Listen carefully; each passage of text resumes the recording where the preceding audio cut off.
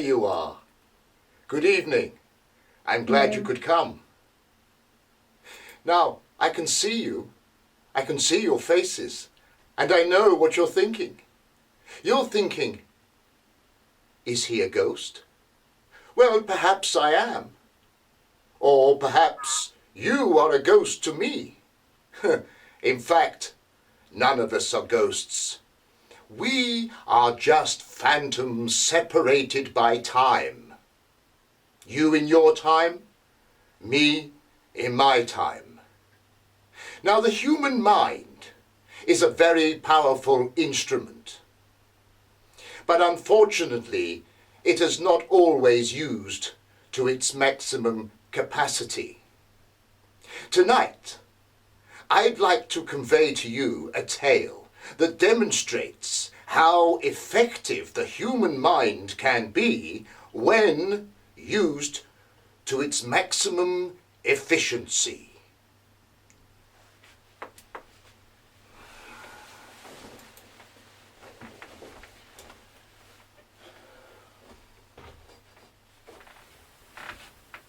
Residing in Paris during the spring and part of the summer of 1839, I there became acquainted with a Monsieur C. Auguste Dupin.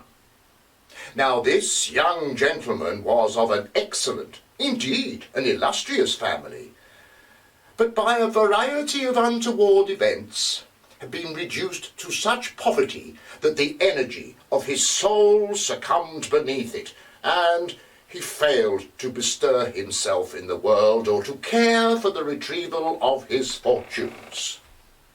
In fact, books were his sole luxury, and in Paris these are easily obtained.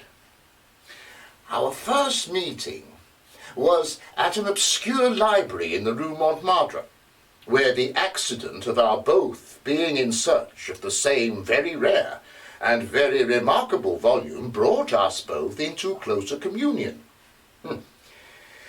It was agreed at length that we should live together during my stay in the city, and as my worldly circumstances were less embarrassed than his own, I was permitted to be at the expense of renting and furnishing in a manner that suited our fantastic gloom of our common temper this time-eaten and grotesque mansion, long deserted through superstition, into which we did not inquire, and tumbling to its fall in a desolate and retiring portion of the Faubourg Saint-Germain.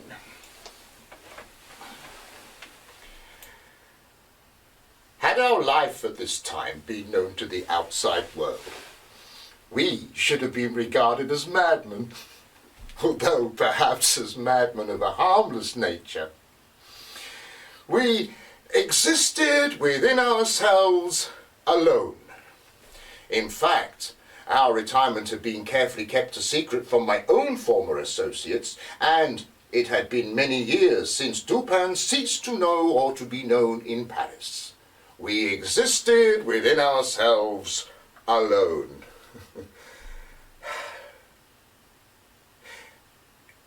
It was a freak of fancy in my friend, for what else shall I call it, to be enamoured of the night, and into this bizarre state, as into all his others, I quietly fell, giving myself up with total abandon. Now, the sable divinity could not dwell with us always, but we could counterfeit her presence. At the first sign of the morning, we would close the many shutters of our old building, and we would light a couple of tapers.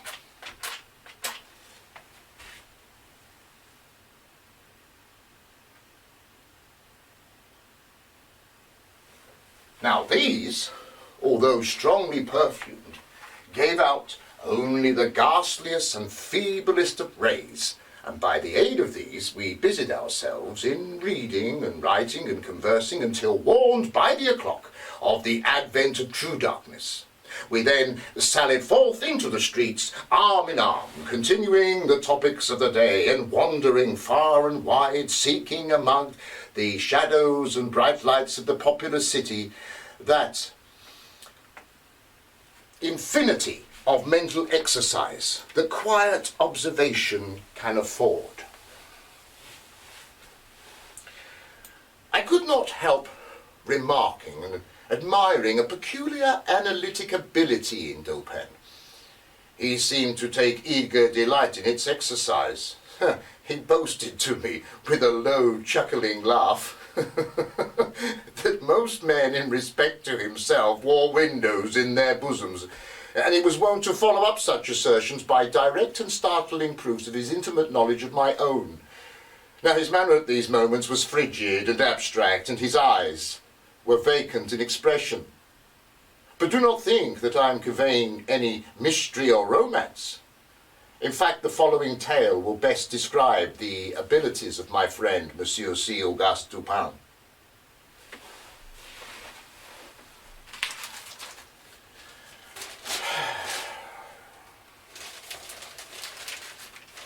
One night, we were glancing over a copy of the Gazette du Tribunal, and when suddenly the following paragraphs attracted our attention. Extraordinary murders. This morning, about 3 o'clock, the inhabitants of the Quartier Saint-Roch were aroused from sleep by a succession of terrific shrieks issuing, apparently, from the 4th story of a house in the Rue Morgue, known to be in the sole occupancy of Madame L'Espanaye and her daughter, Mademoiselle Camille L'Espanaye. Now, after some delay occasioned by fruitless attempts to procure admission in the usual manner, the gateway was broken with a crowbar, and 8 or 10 of the neighbours entered, accompanied by 2 gendarmes. By this time, the cries had ceased. But as the party rushed up the first flight of stairs, 2 or more rough voices in angry contention were distinguished and seemed to proceed from the upper part of the house. Now, as a second landing was reached, these sounds also ceased, and everything remained perfectly quiet.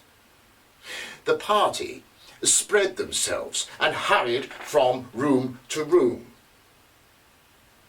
Upon arriving at a large back chamber in the 4th story, the door of which was found to be locked, with a key on the inside, was forced open, and a spectacle presented itself that struck everyone present not so much with horror, but astonishment.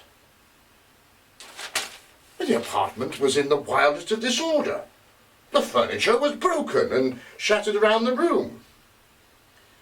There was only one bedstead, and from this the bed had been removed and thrown into the middle of the floor. On a chair there lay a razor, besmeared with blood. And on the hearth were found 2 or thick tresses of grey human hair, and seemingly to have been pulled out by the roots.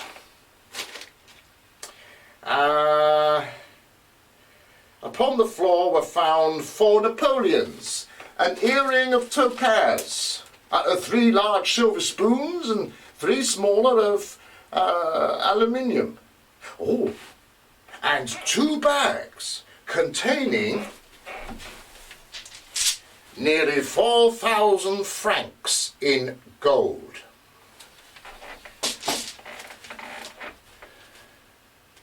The drawers of a bureau, which stood in one corner, were open and had apparently been rifled, although many articles of apparel still remained within them. A small iron safe was found under the bed. It was open and the key was still in the lid, but it had no contents beyond a few old letters and papers of little consequence. But of Madame L'Espanaye, no trace was here seen. But an unusual amount of soot being observed in the fireplace. A search was made in the chimneys, and, horrible to relate, the corpse of the daughter, head downward, was dragged therefrom, it having been thrust up the aperture for quite a considerable distance. Upon the face there were many severe scratches, and upon the throat were dark bruises and deep indentation of fingernails, as if the victim had been throttled to death. Now, after a thorough investigation of every portion of the house without further discovery, the party made its way out into a small paved yard in the rear of the building, where lay the corpse of the old lady, with the throat so entirely cut that in an effort to raise her, the head fell off. The body, as well as the head, was fearfully mutilated. The former so much so to scarcely retain any semblance of humanity. And to this horrible murder there is yet as not known any clue. The following day's papers had these particulars. The tragedy in the Rue Morgue. Many individuals have been examined in relation to this most extraordinary and frightful affair, but nothing whatever has transpired to throw any light upon it. We give below all the material testimony elicited. Isidore Must. Isidore Must, yes. A detective by the name of Isidore Must. Now, Isidore Must, the detective, maintains that he was called to the house at about 3 o'clock in the morning. Then I found some 20 or 30 persons in the gateway endeavouring to gain admittance. I forced it open at length with a bayonet, not a crowbar. I had little difficulty because it was neither bolted at the top or the bottom. The shrieks continued until the gateway was forced, and then it suddenly ceased. And they seemed to be the screams of some person or persons in great agony. They were loud and drawn out, not short and quick.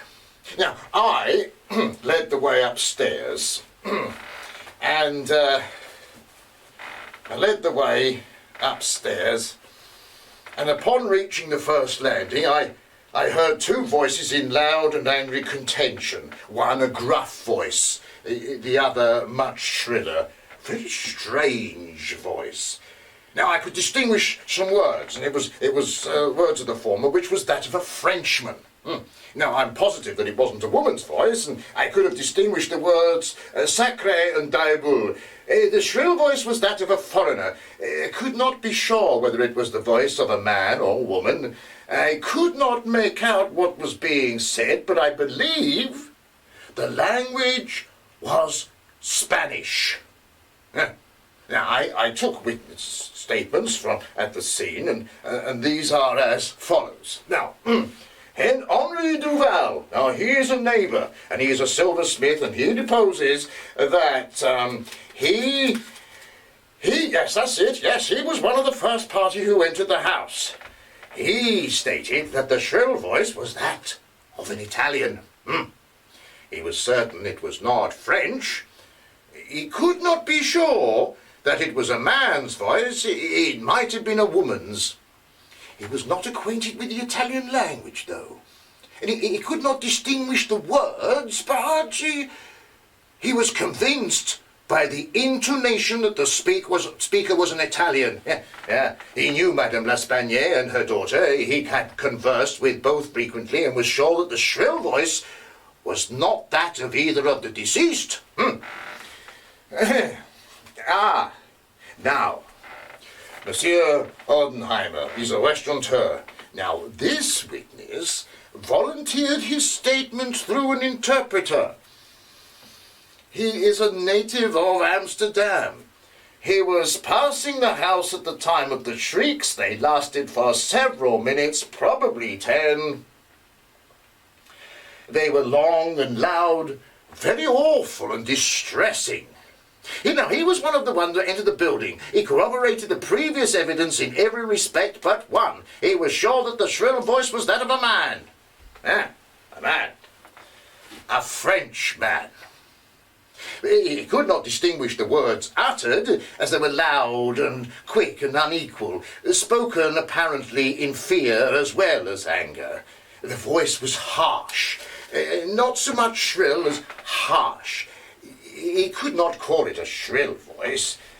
Now, the gruff voice said repeatedly, "Sacré, diable!" and once, "Mon Dieu!" Now, Jules Minot, the banker from the firm Minot et Fils, Rue de la Reine, is the eldest of the Minots. Madame L'Espanaye had opened an account in his banking house the previous spring, and she made frequent deposits in small sums, had checked for nothing until the third day before her death, when she took out in person the sum of 4,000 francs. The sum was paid in gold, and the clerk was sent home with the money. Adolphe Le Bon, bank clerk to Minot et Fils. He disposes that on the day of the question, about noon, he accompanied Madame L'Espanaye to her residence with the 4,000 francs put up in 2 bags. Upon the door being opened, Mademoiselle L'Espanaye appeared and took from his hand one of the bags, while the old lady relieved him of the other. He then bowed and departed. He did not see any person in the street at the time. It is a by-street and very lonely.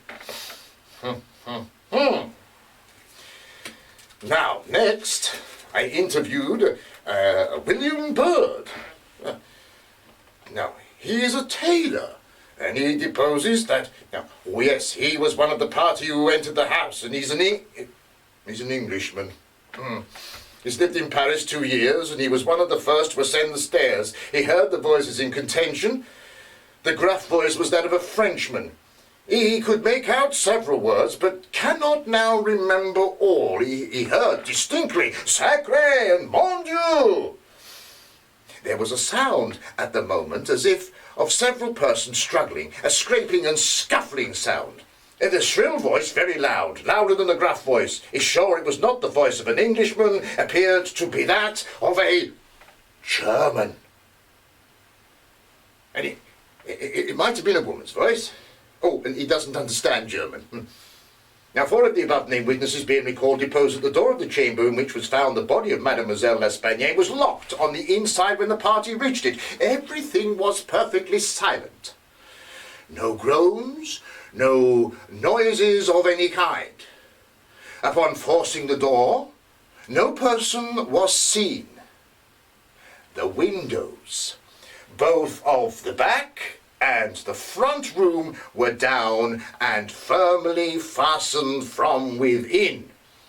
There was not an inch of any portion of the house which was not carefully searched. Moving on, I then interviewed Alfonso Garcia, undertaker. Now, he deposes that he lives in the Rue Morgue. He's a native of Spain, and he was one of the party who entered the house. He did not proceed up the stairs as he's nervous and is a little apprehensive of the consequences of agitation. He heard the voices in contention, though. The gruff voice was that of a Frenchman. Could not distinguish what was said. The shrill voice was that of an Englishman. He's sure of this. He doesn't understand the English language, but he judges by the intonation.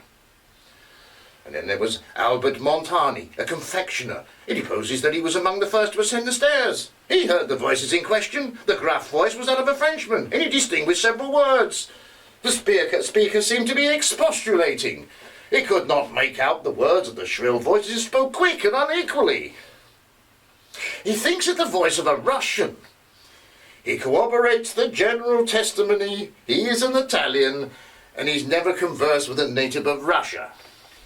Now, several witnesses recalled here testified that the chimneys of the rooms in the fourth story were too narrow to admit the passage of a human being. Brushes were passed up and down every flue in the house. There is no back passage by which anyone could have descended while the party proceeded up the stairs. The body of Mademoiselle L'Espanaye was so firmly wedged in the chimney that it could not be got down until 4 or 5 of the party united their strength. Now, Paul Dumas, physician, he deposes that, well, I was called to view the bodies about daybreak.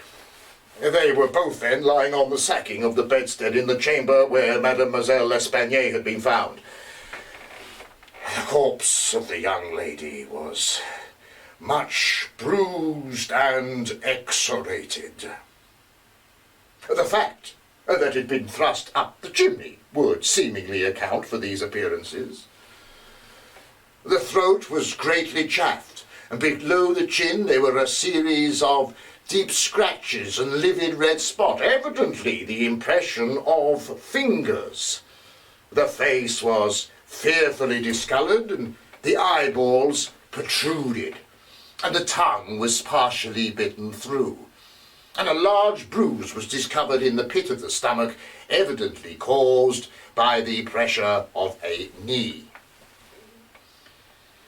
In my opinion, Mademoiselle L'Espanaye had been throttled to death by some person or persons unknown. Now, the corpse of the old lady. That was horribly mutilated. All the bones of the right leg and arm were more or less shattered.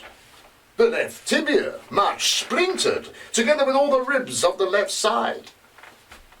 The whole body was fearfully bruised.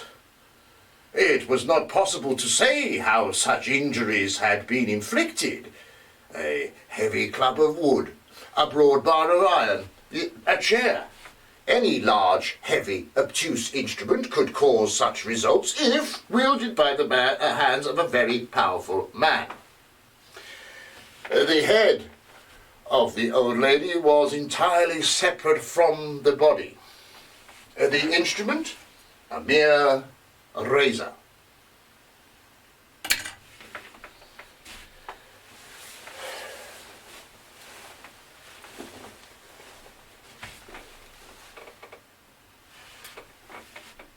The evening edition of the paper stated that 1. Adolphe Lebon, bank clerk, had been arrested and imprisoned, although nothing seemed to incriminate him beyond the facts already detailed. Well, Dupin seemed singularly interested in the affair, for he made no comment. It was only after the announcement that Le Bon had been imprisoned that he asked me my opinion concerning the affair. Well, I could only agree with all of Paris in supposing them to be an insoluble mystery. I could see no means by which it would be possible to track down the murderer.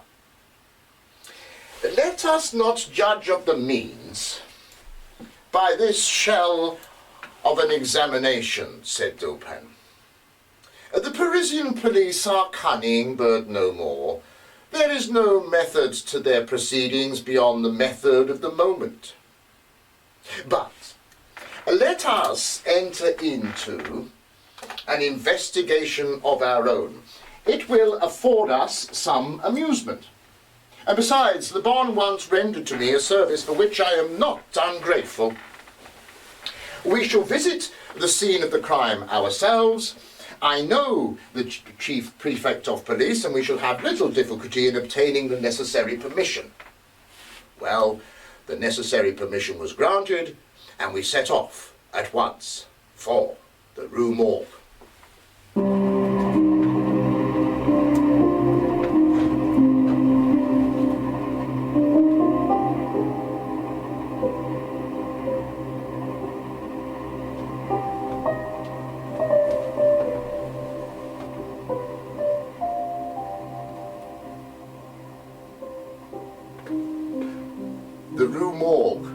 is one of those miserable thoroughfares that intervene between the Quartier Saint-Roch and the Rue Richelieu. It was late afternoon when we reached it, as this quarter was some considerable distance from that in which we resided. The house was readily found, for there were still several persons gazing up at the closed shutters with an objectless curiosity from the opposite side of the way.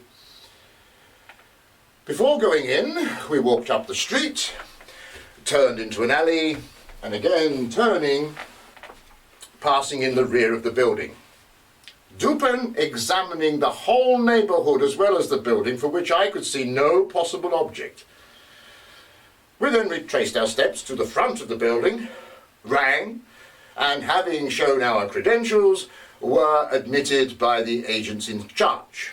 We went up the stairs and into the room where Mademoiselle L'Espanaye had been found, and where both the deceased now lay. Well, I could see nothing beyond what had been described in the paper, but Dupin examined everything, not excluding the bodies of the victims themselves.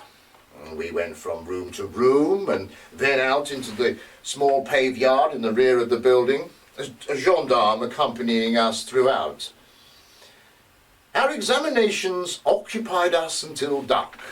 We then made our leave, but on the way home, Dupin stopped off for a moment at one of the offices of the daily papers.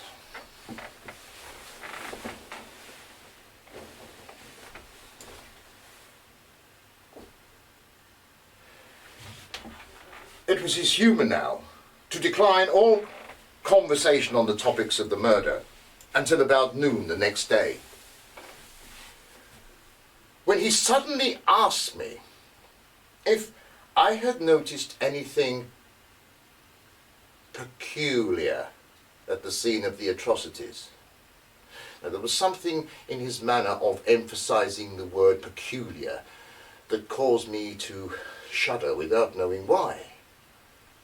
No, I said, nothing peculiar, nothing more than we both saw stated in the paper. The Gazette, I fear, have not entered into the full horror of the thing, but dismiss the idle opinions of this print. It seems to me that this mystery is deemed insoluble for the very reason it should be easy of solution. You see, in cases such as this, one must ask not what has happened, but what has happened that has not happened before. Now, I am now awaiting the arrival of a person who, although perhaps not the perpetrator of these butcheries, must be in some measure implemented in them. But before he comes, let us look at the evidence once again. Now, the voices heard in contention by the party on the stairs were not the voices of the victims themselves, was fully proved by the evidence. Well, this relieves us of any doubt as to whether Madame L'Espanaye could have first destroyed her daughter and afterwards committed suicide. In fact, the strength of Madame L'Espanaye totally unequalled the task of thrusting her daughter's corpse up the chimney in the manner in which it was found, and the nature of the wounds about her own person entirely precludes the idea of self-destruction. Now, murder then has been committed, and it was the voices of those murderers that were heard in contention. Now, let me advert, not to the whole testimony concerning the voices, but to what was peculiar in that testimony. Now, did you observe anything unusual? Well, I remarked that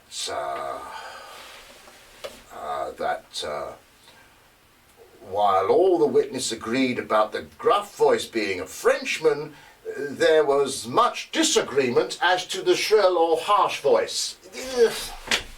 That is the evidence itself, said Dupin. You have observed nothing unusual. You remark that the witnesses agreed about the Frenchman, the gruff voice. Here they were unanimous.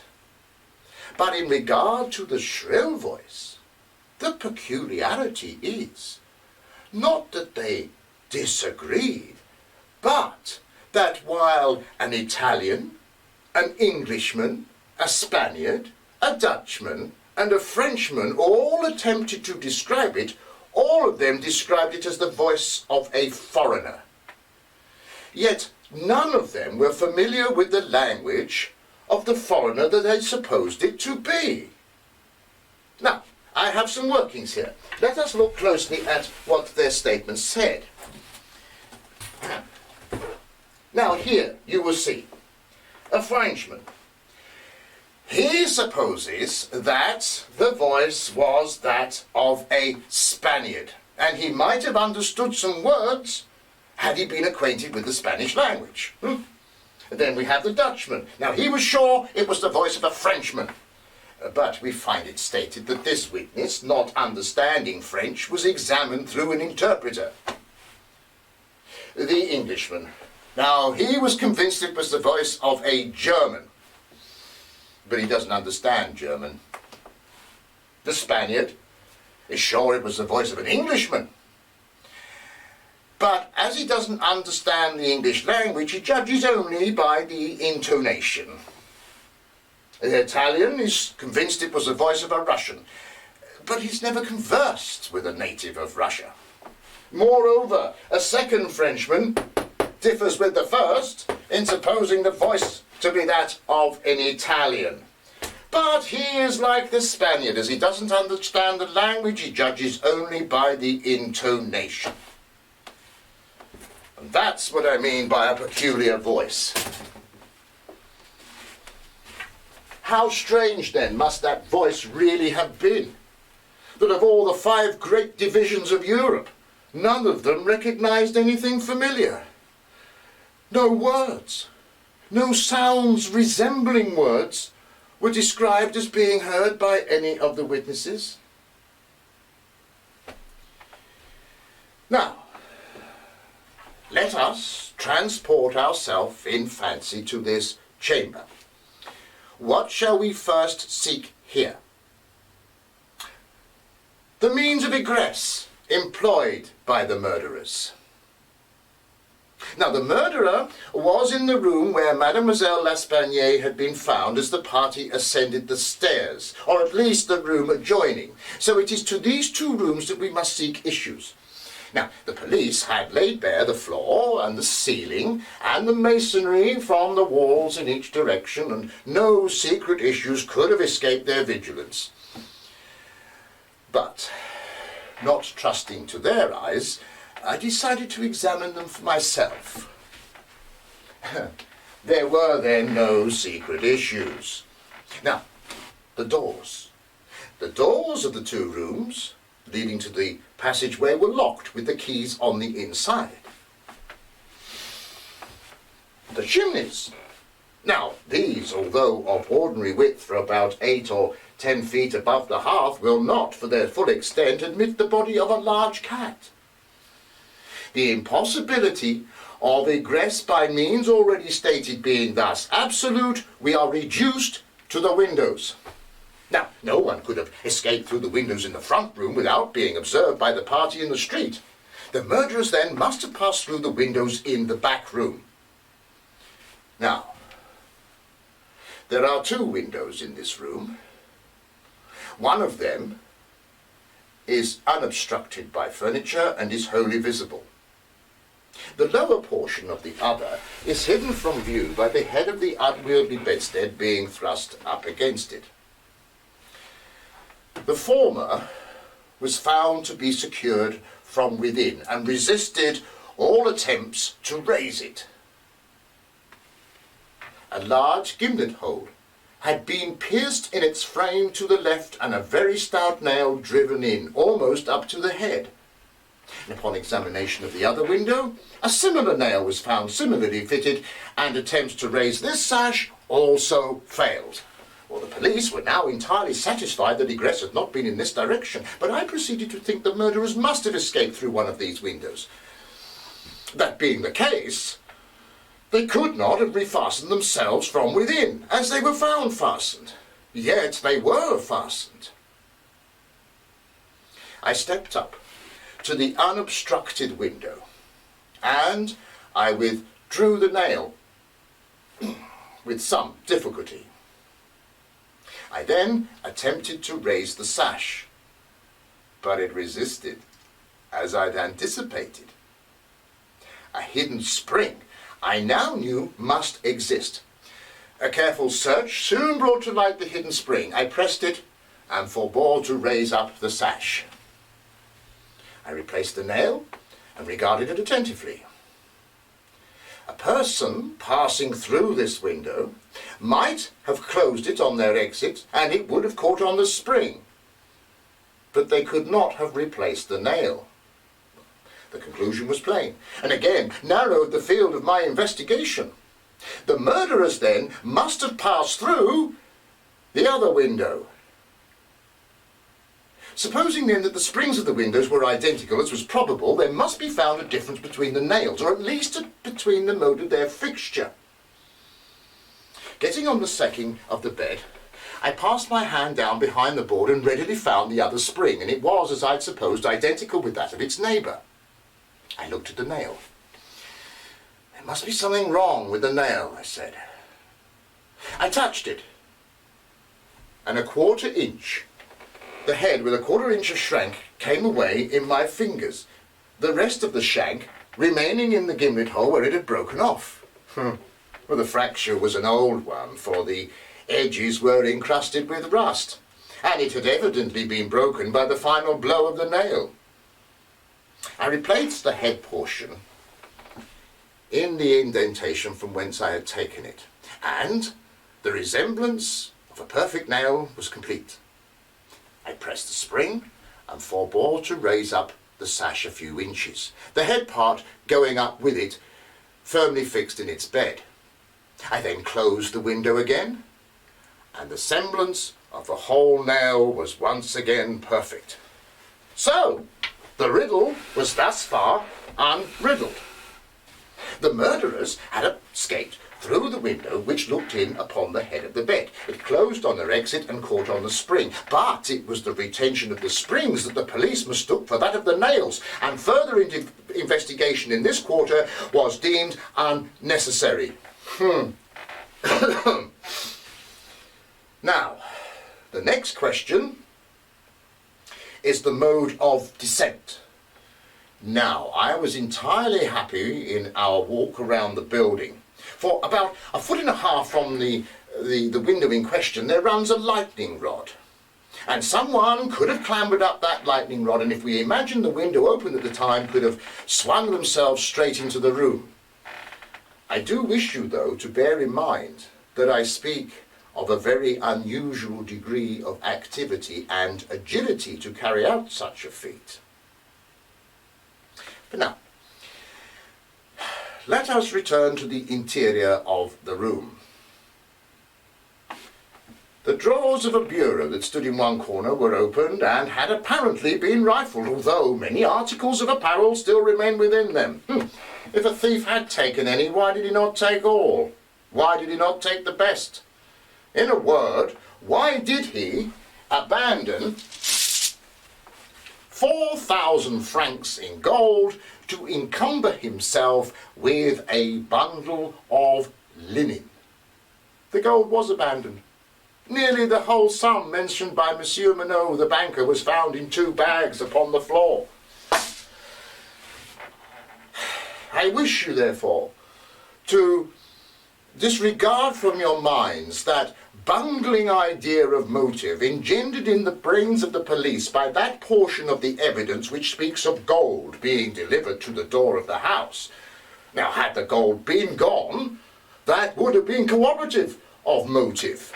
But under the real circumstances of this case, if we are to suppose gold the motive, we must also suppose that the robber was such a facilitating an idiot to have abandoned his gold and his motive altogether. Keeping now steadily in mind the points I have drawn your attention to, the peculiar voice, the unusual agility, and the seeming lack of motive in a murder so atrocious, let us now turn to the butchery itself.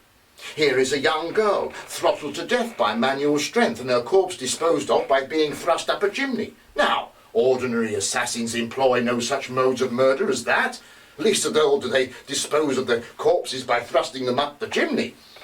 And think, too, how great that strength must have been to force the body up such an aperture so far that it took the combined efforts of several people to drag it down again.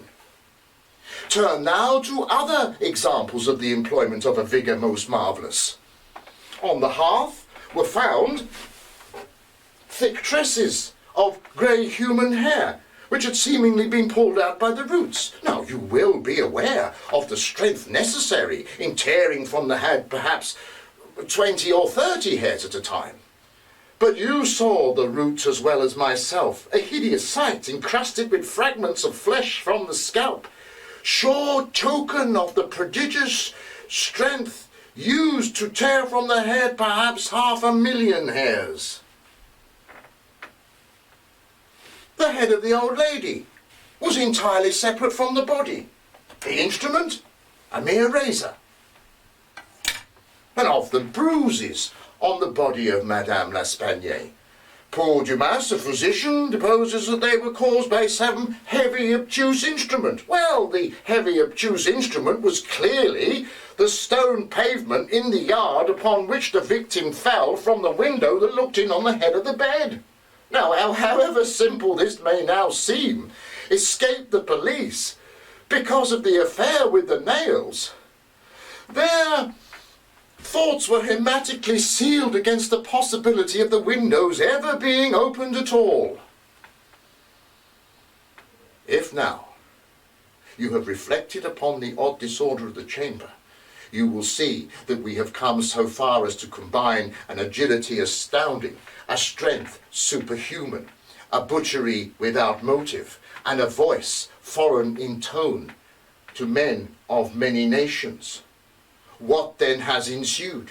What impression have I made upon your fancy?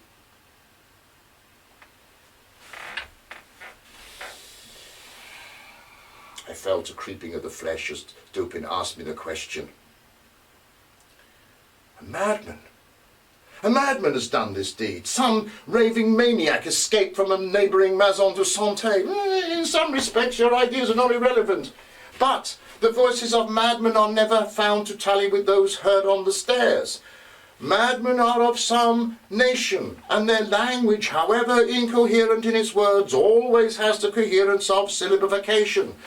And besides, the hair of a madman is not as I now hold in my hand. Tell me what you can make of it. Dupin, I said, completely unnerved, this hair is not human. Read now, said Dupin, this passage from Cuvier. Well, it was a minute anatomical and general description of the large fulvous orangutan of the East Indian Islands. The gigantic stature, the prodigious strength and activity, the wild ferocity, and the imitative propensities of these mammalia are sufficiently well known by all. I understood the full horror of the thing at once. But I could not possibly comprehend the particulars of this case. Besides, there were two voices heard in contention, and one of them was evidently that of a Frenchman. True, and you will remember the expression attributed almost unanimously to that voice, the expression mon Dieu. Now, it is upon these two words that I have built up a full solution to this case. Now, a Frenchman was cognizant of the murders. It is possible, no, indeed it is far more than probable, that he is innocent of all the bloody transaction that ensued. The orangutan may have escaped from him, he traced it to this chamber, but under the agitating circumstances that ensued, he could never hope to recapture it.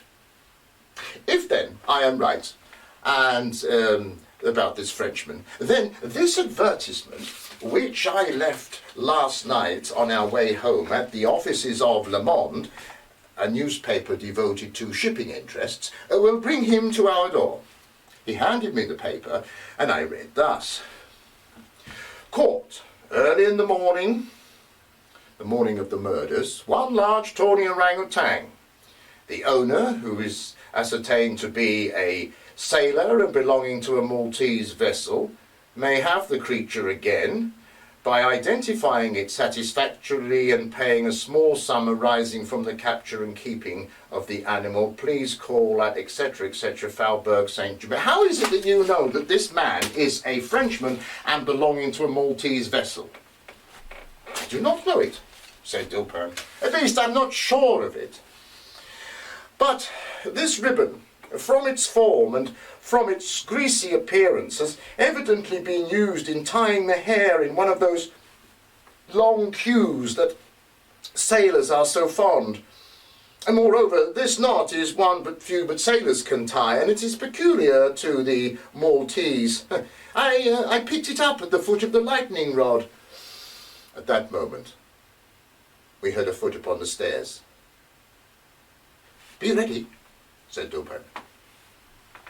The front door of the house had been left open, and our visitor entered without ringing.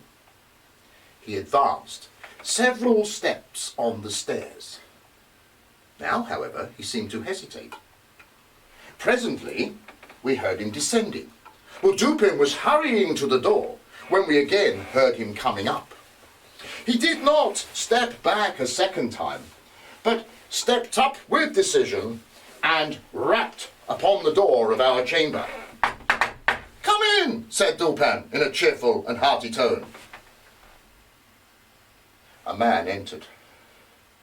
A sailor, evidently. He was tall, stout, muscular looking, with a certain daredevil expression of countenance, not altogether unprepossessing. He had with him a huge oaken cudgel, but he seemed otherwise unarmed. He bowed awkwardly and bade us good evening. Sit down, my friend, said Dupin. I suppose you have called about the orangutan. I almost envy you the possession of him. A very fine and remarkable animal. How old do you suppose him to be? Well, the sailor drew a breath with the air of a man relieved of some intolerable burden, and answered in an assured tone. I have no way of telling, but he cannot be more than 4 or 5 years old. Do you have him here? No. We have no conveniences for keeping him here. He is at a livery stable in the Rue Morgue. You can collect him in the morning. Of course, you are prepared to identify the property? Oh, to be sure I am, sir. I should be sorry to part with him, said Dupin. I cannot expect you gentlemen to put all this trouble for nothing. I couldn't expect it. I am very willing to pay a reward for the finding and keeping of this animal. That is to say, anything in reason. Oh, that is all very fine, to be sure, said Dupin. Now let me think, what shall I have? Oh yes, my reward shall be this. You shall give to me all the information in your powers about these murders in the Rue Morgue. Dupin said the last words in a low tone and very quietly. Just as quietly he went to the door and he locked it and he placed the key in his pocket. He then pulled out a pistol and placed it with the least flurry on the table. Well, the sailor's face flushed up as if he was suffering with suffocation. He started to his feet and he grasped his cudgel, but the next moment he fell back in his seat, trembling violently. He spoke not a word, and I pitied him from the bottom of my heart.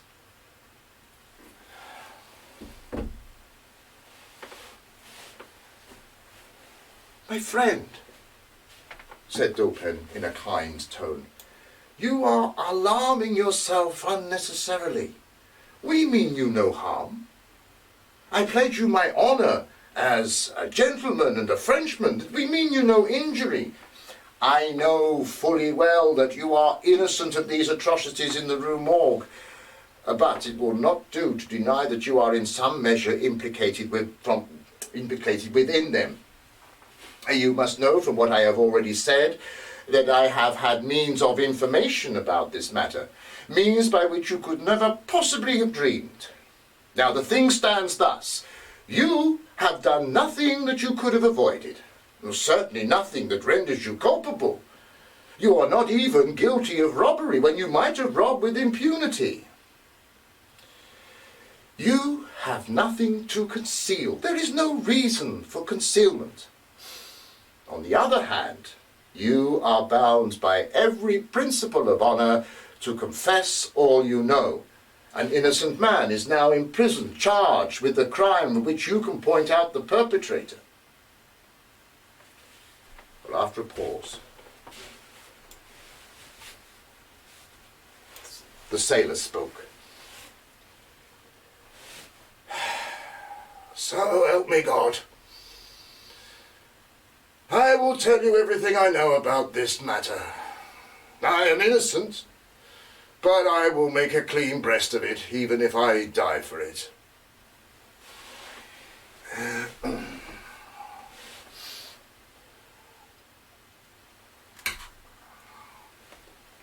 I'd lately made a voyage to the Indian archipelago. A party, of which I was one, landed in Borneo and passed into the interior on an excursion of pleasure. Myself and a companion managed to catch the orangutan, but tragically my companion suddenly died and the animal fell into my own exclusive possession. After much trouble occasioned by the ferocity of the beast on the journey home, I at length succeeded in lodging it safely at my own residence here in Paris, where I kept it well secluded until such times as I could sell it for the right price. Returning home one night from some sailor's frolic, I found the beast occupying my own bedroom, into which it had broken from the adjoining closet, where it had been, I thought, very secure. The razor in its hand, and fully lathered, it sat before a mirror and was attempting the operation of shaving, which it had no doubt seen me do many times through the keyhole of the closet. Well, the sight of so dangerous a weapon in the hands of a beast so ferocious, when I for a few moments was at a loss what to do. I had been accustomed to tame the brute, even in his wildest moods, with the use of the whip, and to this I now resorted. But as soon as the orangutan saw the whip, it sprang through the open doorway, down the stairs, and out through the window into the street. I followed on in despair, and so the chase began. Every so often the brute would stop and peer back at me and gesticulate with his razor. The streets were profoundly quiet, for it was nearly 3 o'clock in the morning, and passing down an alley in the rear of the building, the fugitive saw a light shining through the open window of Madame L'Espagne's chamber in the 4th story of her house. And rushing towards the building, it perceived the lightning rod. Well, it clambered up the lightning rod in a matter of moments, with inconceivable agility. The window was open and it swung itself straight into the room and onto the headbed. Well, I had strong hopes now of capturing the beast, because I felt, well, he cannot escape from the trap from which he has ventured except by the lightning rod. I decided I would follow. I managed, without much difficulty, to climb up the rod. And then, as I reached the window, I was able to lean across and peer into the room. Madame L'Espagne and her daughter, dressed in their night clothes, had been arranging some papers in an old iron chest. But as I looked in, the gigantic animal had seized Madame L'Espagne by the hair and was flourishing the razor about her face, imitating the actions of a barber. With a girl, she had swooned on the floor and was motionless, and the struggle and screams of the old lady turn the ordinary passive purposes of the beast for anger into wrath, and with one determined sweep of its muscular arm, it nearly severed the head from her body. The sight of the blood inflamed its anger into a frenzy.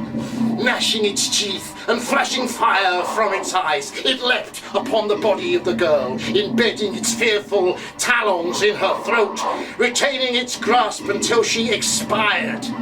Then, at that moment, its wandering and wild glances fell on the head of the bed, over which it saw me through the open window, looking in fear. Mon Dieu, sacré d'amour!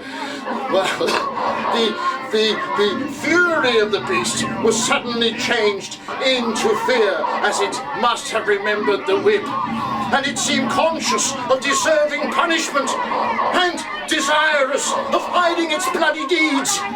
It skipped about the chamber in a wild agitation, picking up the furniture and smashing as it went. It pulled the bed from the bedstead and hurled it in the middle of the room. Finally it seized on the girl, picked up the corpse and thrust it up the chimney. Then it picked up the body of the old lady and hurled it at me through the open window headlong. As the beast approached the casement with its mutilated burden, I shrank back against the rod, aghast, and quickly fled down the rod and fled home, dreading the consequences of the butchery and abandoning in my terror all fate as to the orangutan.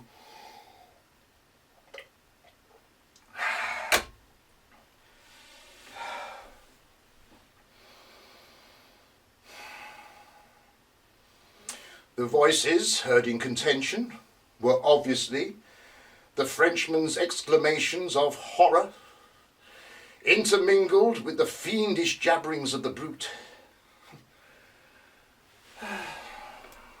Well, I've not much further to add. The orangutan must have escaped through the window and down the rod. I understand it was subsequently caught some time later and placed in a zoo. Adolphe Le Bon, the bank clerk, he was released from prison upon our narration of circumstances, with a few comments from Dupin at the bureau of the prefect of police.